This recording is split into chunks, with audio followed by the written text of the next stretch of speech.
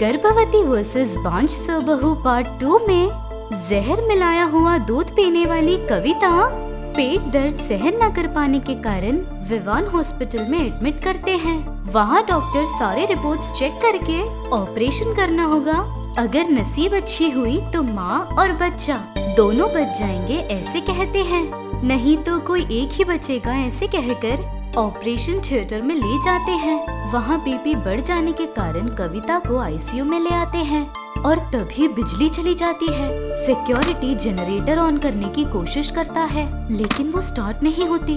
उसके बाद क्या होता है गर्भवती वर्सेस बांझ बहू पार्ट 3 में आज हम देखेंगे। वो विवान हॉस्पिटल था। तेज हवा, बिजली, बारिश हो रही थी। आधे घंटे से सिक्योरिटी जनरेटर को ऑन करने की कोशिश कर रहा था लेकिन वो जनरेटर ऑन नहीं होता। आईसीयू में पेशेंट कविता को याद करके डॉक्टर बहुत ज्यादा घबरा जाते हैं। कोशिश कर करके सिक्योरिटी गार्ड थक जाता है। कोई फायदा नहीं सोचकर डॉक्टर के पास आता है। प्रॉब्लम क्या है समझ नहीं आ रहा सर। कितना भी ट्राई कर रहा हूँ लेकिन जनरेटर ऑन नहीं हो रहा। मैकेनिक को कॉल करता हूँ, जल्दी करो। वो जहाँ कहीं भी हो उन्हें यहाँ आने के लिए कहो। चाहिए तो मैं 500 रुपए एक्स्ट्रा दे दूंगा। जी सर। ऐसे बोलकर सिक्योरिटी गार्ड मैकेनिक को फोन करता है। मैकेनिक राजू आराम से सोया था। उसके बगल में रखा सेल फोन बजता रहता है लेकिन फिर भी बिल्कुल हिले बिना ऐसे ही सोया रहता है राजू। सिक्योरिटी गार्ड फोन कर करके परेशान हो जाता है। वहाँ राजू फोन उठाए बिना आराम से सोया था।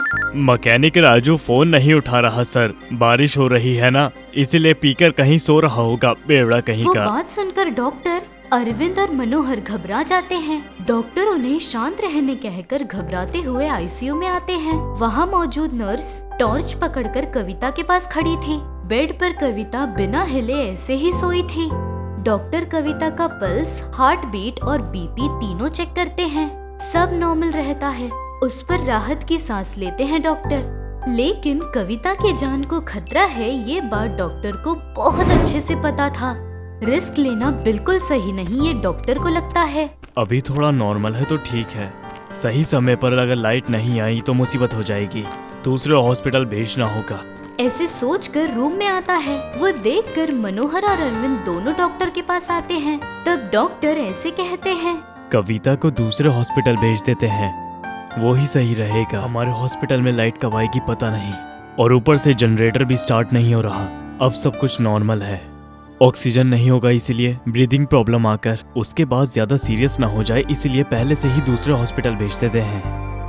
उस पर मनोहर और अरविंद दोनों मान जाते हैं। जहाँ भी रहे कविता और उसका बच्चा दोनों सलामत रहे, यही बात दोनों सोचकर डॉक्टर की बात मान जाते हैं। कविता को एम्बुलेंस में ले जाते हैं। वहाँ से वो एम्बुलेंस निकल जाती है। बिजली और हवा से बारिश और तेज हो जाती है। फिर भी ड्राइवर बिना डरे एम्बुलेंस को ध्यान से आगे ले जाता है। रोड पर पानी भर जाने के कारण कहाँ मैन होल्स खुले थे, कहाँ स्पीड ब्रेकर था, कुछ समझ नहीं आ रहा था। ऐसे एक स्पीड ब्रेकर को देखे बिना तेजी से चला जाता है एम्बुलेंस ड्राइवर। बस एम्बुलेंस में लेटी कविता जोर से उछलकर बेड पर गिर जाती है। बस अचानक से जोर से माँ कहकर चिल्लाती है कविता। एम्बुलेंस के अंदर कविता के बगल में बैठा मनोहर कविता को संभालता है। सुनिए, दर्द हो रहा है, सहन नहीं हो रहा। बस थोड़ी देर कविता, हॉस्पिटल के करीब ही है, बस थोड़ा सह लो। अरे भाई जरा देखकर जल्दी चलाओ। ड्राइवर कुछ बोले बिना अपना सारा ध्यान और लक्ष्य ड्राइविंग पर देकर एम्बुलेंस को आगे ले जाता है। एम्बुलेंस के अंदर कविता को दर्द बढ़ जाने के कारण मनोहर बहुत ज्यादा घबराने लग जाता है। एक तरफ आसमान में तेज हवा और बिजली, जोरदार बारिश। अचानक से जोरदार बिजली गरजने पर एम्बुलेंस ड्राइवर घबराते हुए हाथ में स्टीयरिंग को यहाँ वहाँ हिलाते हुए ले जाता है। एम्बुलेंस एक मैन होल में फंस जाती है। प्रॉब्लम समझकर ड्राइवर एम्बुलेंस से उतर कर देखता है। एम्बुलेंस मैन होल में गिर जाती है। तुरंत पीछे का दरवाजा खोलकर, सर एम्बुलेंस मैन होल में फंस गया है, वहाँ से बाहर निकालना मुश्किल है। आप मैम को लेकर थोड़ा आगे जाएंगे तो हॉस्पिटल आ जाएगा। कोई उपाय नजर न आकर दर्द से जूझ रही कविता को अपने बाहों में उठाकर बारिश में भीग कर आगे जा रहा था मनोहर। घर पर हॉल में बैठकर टीवी देख रहे थे ससुर जी रमेश। अपने कमरे में यहाँ वहाँ घूम रही थी रजिता। अब तक अस्पताल से फोन भी नहीं आया। वहाँ कविता का पेट कैसे है पता नहीं चल रहा। टेंशन लेने से तो अच्छा है एक स्लीपिंग टैबलेट लेकर सो जाऊं। कोई सोच विचार किए बिना आराम से सो सकती हूँ। ऐसे बोलते ही उसका फोन बजता है। कौन है देखती है, माँ कॉलिंग। ऐसे आता है, मेरे हाथों सारा पाप ये औरत करवाकर उसका क्या अंजाम होगा। मुझसे ज्यादा मेरी माँ इंतजार कर रही है शायद। ऐसे बोलकर फोन उठाती है रजिता। क्या तकलीफ है माँ, बोलो। कुछ पता चला क्या रे, कच्चा या पका? दोनों नहीं, बड़ा सा पत्थर। ये क्या बेटा, हो तो कच्चा हो या पका होना चाहिए। कच्चा भी नहीं पका भी नहीं, पत्थर बन जाना क्या है। अब तक कुछ नहीं हुआ माँ, कुछ होगा तो बताएंगे ऐसे कहा ना, इसलिए फोन नहीं कर रही। बीच बीच में तुम भी फोन करके बात करोगी तो तुम्हें कविता पसंद है, मान है ऐसे सोचेंगे। ठीक है माँ, तुम बार बार फोन मत करो, कुछ होगा तो मैं ही फोन करूँगी। ऐसे फोन रख देती है रजिता। वो देखकर माँ शकुंतला देवी चौंक जाती है। ये मेरी ही बेटी है, जब फोन करती थी घंटों तक बात किया करती थी, ऐसे में 2-3 शब्द बोलकर फोन रख देती है। ऐसे शकुंतला देवी उदास होती रहती है। बाइक पर अपनी माँ सुभद्रा को घर ले आता है अरविंद। सुभद्रा को भूख लगने पर डाइनिंग टेबल के पास जाकर बैठती है, पतीले की तरफ देखती है। सुभद्रा को देखकर रमेश टीवी बंद करके डाइनिंग टेबल के पास बैठी सुभद्रा के पास आता है। कविता को लेकर आगे जा रहे मनोहर के पैर पर पत्थर लग जाता है। उस पर वो अचानक से नीचे गिर जाता है। उस वजह से कविता नीचे जमीन पर गिर जाती है।